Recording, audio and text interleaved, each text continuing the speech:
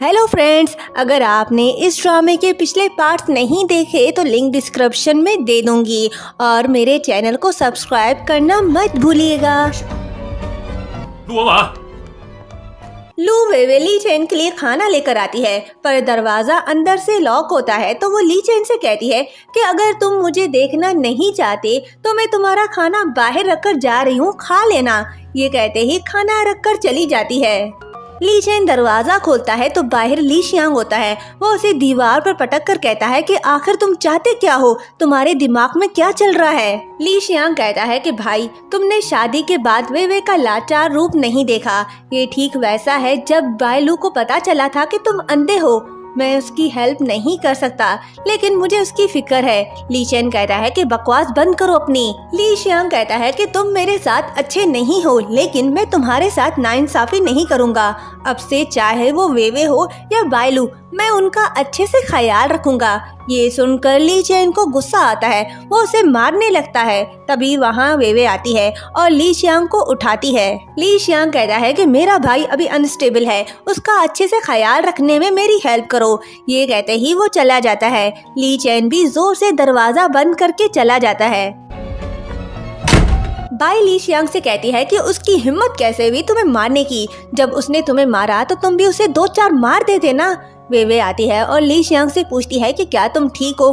By कहती है देखो मेरे बेटे को, क्या तुम्हें ये ठीक लग रहा है। ली शियांग कहता है कि मॉम, भाभी को मेरी फिक्र है, इसलिए उस पर गुस्सा मत निकालो। ये सब मेरी गलती है, मुझे उसे गुस्सा नहीं दिलाना चाहिए था। वेवे पूछती है कि तुम दोनों के बीच लड़ाई क्यों हुई। ली शियांग झूठ कहता है कि तुमने जो उसके लिए खाना रखा था, भाई उसे लात मारा था, इसलिए मैंने उसे मना किया तो वो मुझे मारने लग गया। वेवे कहती है सॉरी, हम दोनों के बीच लड़ाई हुई थी, उसका मूड मेरी वजह से खराब था और गुस्सा तुम पर निकल गया। ली शियांग उसे मरहम पट्टी करने के लिए कहता है। वेवे मना करती है तो बाई कहती है कि तुम्हारी वजह से इसे मार पड़ी और तुम इसके लिए इतना भी नहीं कर सकती। वेवे उसकी मरहम पट्टी करने लगती है। ली शियांग उसे घूर रहा होता है तो वेवे को अजीब फील होता है, वो वहाँ से चली जाती है। बाई कहती है कि अगर वो अपने कमरे में वापस जाती है और ली शियांग से पूछती है कि अभी क्या हुआ था तो हमारे लिए प्रॉब्लम हो सकती है। ली शियांग कहता है कि डोंट वरी मॉम, ये ली चेन के लिए शर्म की बात है, इसलिए वो उसे हरगिज नहीं बताएगा। वे ली चेन के लिए खाना ले आती है और कहती है कि अगर तुमने ये नहीं खाया तो बाद में खाने के लिए कुछ नहीं मिलेगा। ली चेन खाने लगता है और कहता है कि कल से खाना खाने के बाद मुझे वॉक पर ले चलना। वेवे कहती है क्या सच में। ली चेन कहता है हाँ, और आज तुम मेरे बेड पर सो जाना। वेवे कहती है कि कोई जरूरत नहीं, मैं सोफे पर सो जाऊंगी। ली चेन कहता है कि अगर तुम नहीं सोई तो मैं तुम्हें उठाकर लेटा दूंगा। वेवे पीछे हटती है तो ली चेन कहता है कि मुझे ठंड लग रही है, इसलिए मैं चाहता हूँ कि तुम बेड पर सो ताकि वो थोड़ा गर्म हो। ली चेन ने वेवे को बेड पर सोने के लिए तो कह दिया, पर उसके लातों मुक्कों ने उसे सारी रात सोने नहीं दिया। वेवे जब उठती है तो उसके पैर ली चेन के ऊपर होते हैं। वो उठकर पहले गुड मॉर्निंग कहती है और पूछती है कि कल रात तुम्हें अच्छे से नींद आई। ली चेन कहता है कि तुम्हें क्या लगता है। वेवे कहती है तो तुम मुझे दूर धकेल सकते थे ना। ली चेन कहता है कि तुम इतनी बुरी तरह से कैसे सो सकती हो। वेवे चली जाती है और एम्बैरेसिंग फील करती है। ली चेन मन ही मन खुश हो रहा होता है। वेवे ऑफिस आती है तो लड़कियां उसके और शिन के बारे में बात कर रहे होते हैं कि शिन ने लू वॉन के बजाय इसे ये प्रोजेक्ट दिया, इन दोनों के बीच कुछ न कुछ तो चल रहा है। वेवे कहती है कि तुम सब किस बारे में बात कर रहे हो, जरा मैं भी तो सुनूं। वो कहती है कि हमने जो सुना बस वही कह रहे हैं। वेवे कहती है कि जो कुछ भी तुमने सुना वो सब बकवास है, नेक्स्ट टाइम मैं इस बारे में कुछ न सुनूं। वेवे घर आती है और ली चेन से कहती है कि आज रात मैं अपने घर जा रही हूँ, क्या तुम अकेले रह सकते हो। ली चेन कहता है कि तुमसे शादी से पहले मैं अकेला ही था, अच्छा है कुछ दिन तुमसे जान छूटेगी। वेवे जा रही होती है तो ली शियांग कहता है भाभी जी कहाँ जा रही हो, मैं तुम्हें छोड़ देता हूँ, इस बहाने हम एंगेजमेंट पार्टी के बारे में बात कर पाएंगे। ली चेन उन्हें देख रहा होता है और वो वेवे को कॉल करने लगता है, पर उसके पास उसका नंबर नहीं होता। वेवे मना करती है पर ली शियांग उसे मना लेता है। दोनों को साथ जाता देखकर ली शियांग जेलस होता है। ली शियांग कहता है कि ली चेन को तुम्हारे साथ जाना चाहिए था। वे कहती है कि उसकी तबीयत ठीक नहीं थी। फिर पूछती है कि एंगेजमेंट सेरेमनी में उसकी स्पेशल रिक्वेस्ट क्या है। वो उसे बताता है कि बाइलू को क्या पसंद है और क्या नहीं, और साथ ही उसका बर्थडे डेट भी बता देता है, जिसे सुनकर वे को याद आता है कि ली चेन के मोबाइल का पासवर्ड भी यही था। तो वो सोचती है कि ये इत्तेफाक तो नहीं हो सकता। वे के अकेले घर जाने पर लू वॉन कहती है कि ये अकेले कैसे आ गई, ली चेन साथ क्यों नहीं आया। डैड उससे ली चेन से पैसे मांगने के लिए कहता है।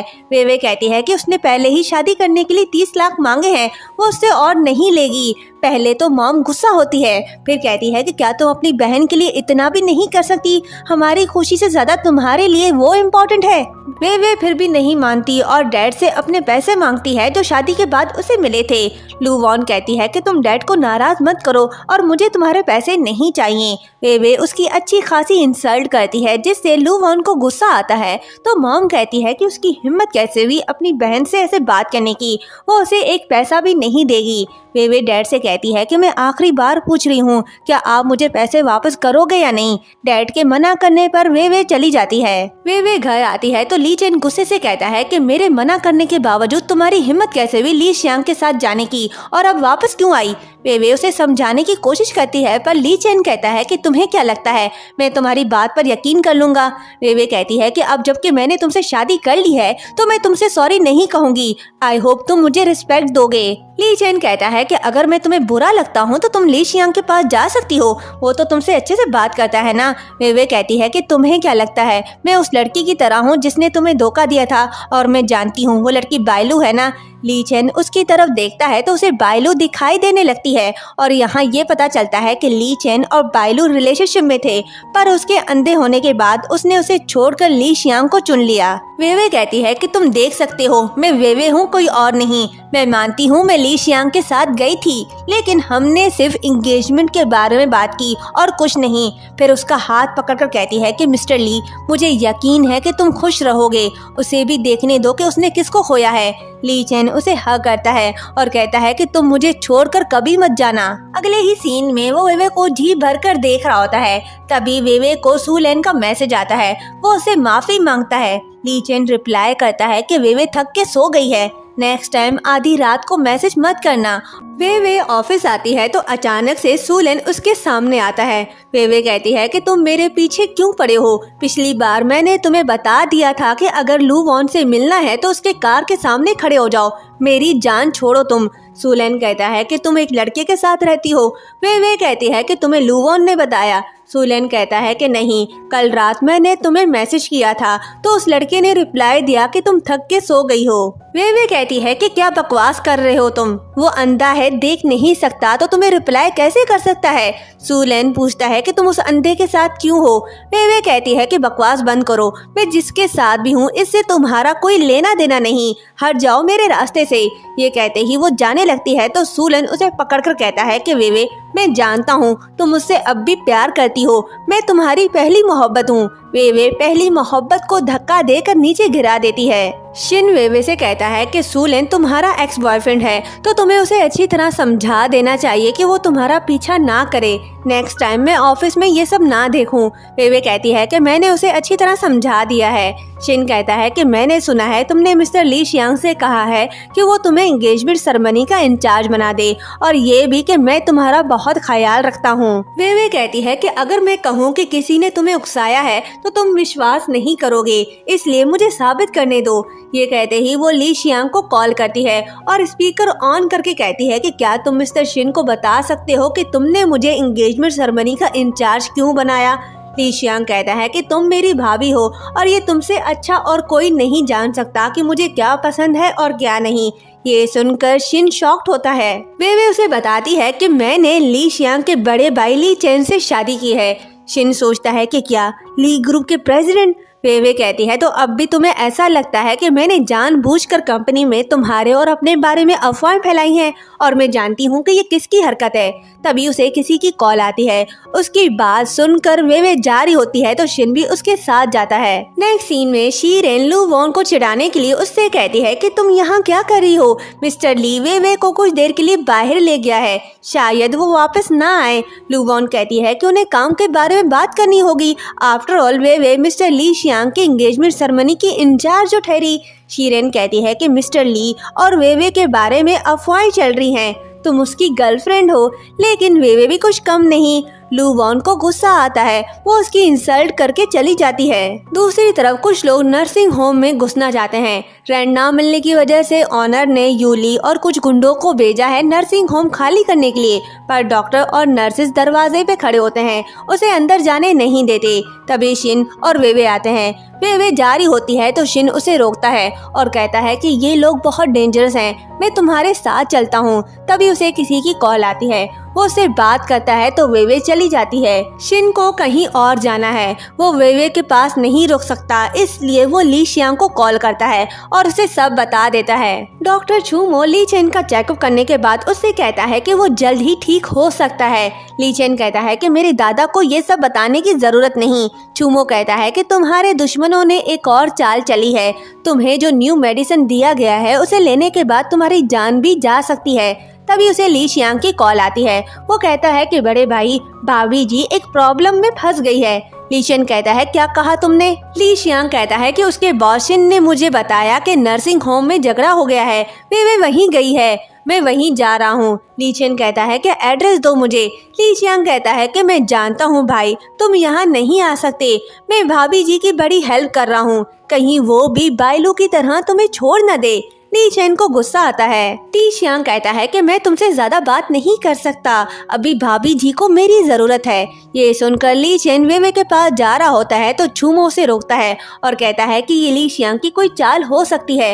अगर सर्च में वेवे के साथ कुछ हुआ है तो हमें नहीं पता वो अभी कहाँ है, इसलिए तुम्हें शांत होना चाहिए वरना सबको पता चल जाएगा कि तुम देख सकते हो। ली चेन कहता है कि इस सिटी में कितने नर्सिंग होम हैं। छूमो कहता है कि मैं जानता हूँ वो कहाँ है।